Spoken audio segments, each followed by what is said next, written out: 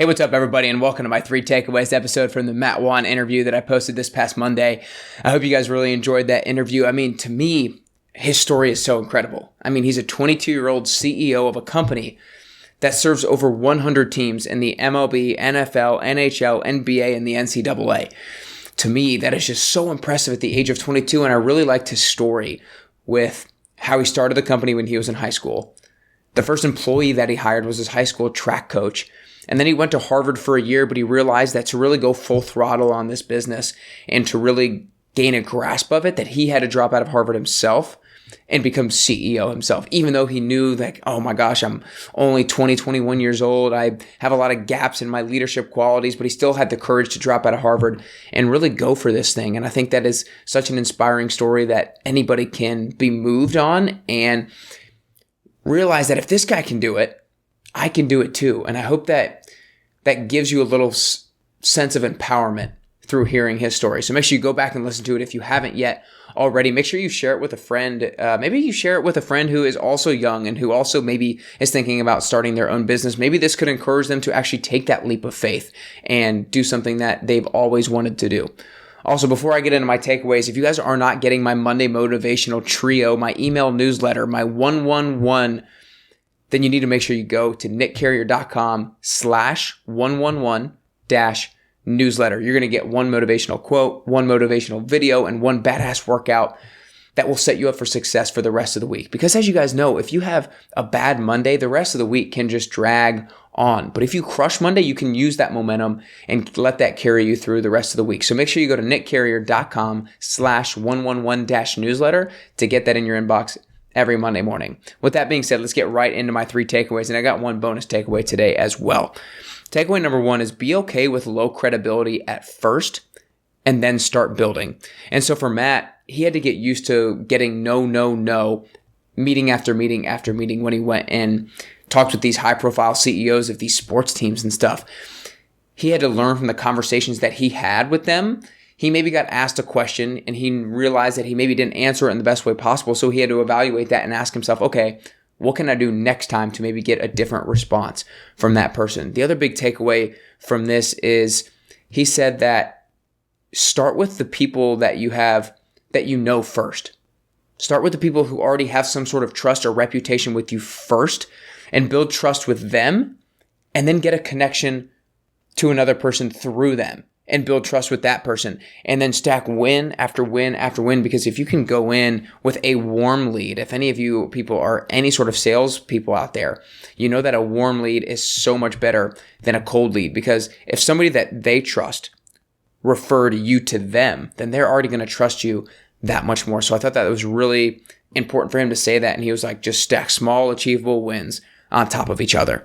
Takeaway number 2 is marketing is about awareness. Now, this is a little bit more of a kind of business takeaway for me and for all you guys out there who maybe are entrepreneurs or are in business.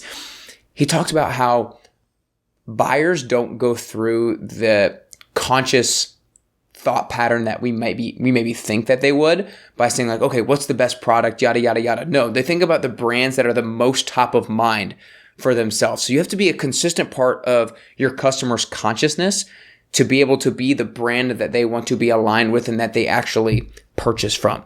So he talks about what they're doing with Momentous is they're going to provide things to their customers, and they already are, like the podcast, but they're providing things to their customers that are valuable to them outside of their actual products and services, like the podcasts. Because if he can be in his customer's ear every single week with a new podcast, providing them free value, then his brand can be at the top of mind, top of his customer's consciousness. So when they go to think about buying a supplement or a protein powder or whatever it is, that Momentous is the first thing that pops into their mind and they actually go buy that.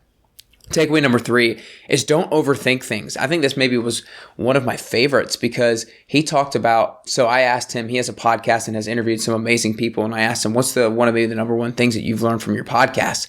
And he was like, you know what? I think that the number 1 thing is that I realize people don't think about things as much as I think about them. And he was like, I don't know if that's really that big of a thing, but I was like, no, I think that's profound because so many people think that successful people have everything figured out. They've got all the answers. They've got all the solutions. When in reality is a lot of these people don't have all the answers, and they are just trying to figure it out just like you. They're kind of winging it in a sense as well. And for me, this really rung true because I interviewed Jim Tunney, a longtime NFL referee who's in his mid-80s.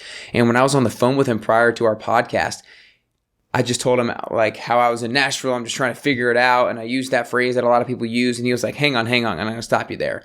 He's like, I'm in my mid-80s and I'm still trying to figure it out. And that was really profound for me because it again just goes to this takeaway of don't overthink things. Take a leap of faith because successful people don't have it all figured out. They were just more willing to take that leap of faith. And then my bonus takeaway, number 4, is running a business is more about leadership than brains. This guy went to Harvard for a year. He's obviously super smart. He's obviously got a lot of brains. And that's what he said. He was like, I felt confident to make that leap of faith because I know I'm a pretty smart guy. But then once I got in it, I realized the biggest challenges that I'm experiencing isn't a brain issue. It's a leadership issue. It's how can I rally people around this vision to get something accomplished as a team? It's how can I communicate well with these other CEOs that I'm trying to partner with to be able to close the sale? It's not a brains thing.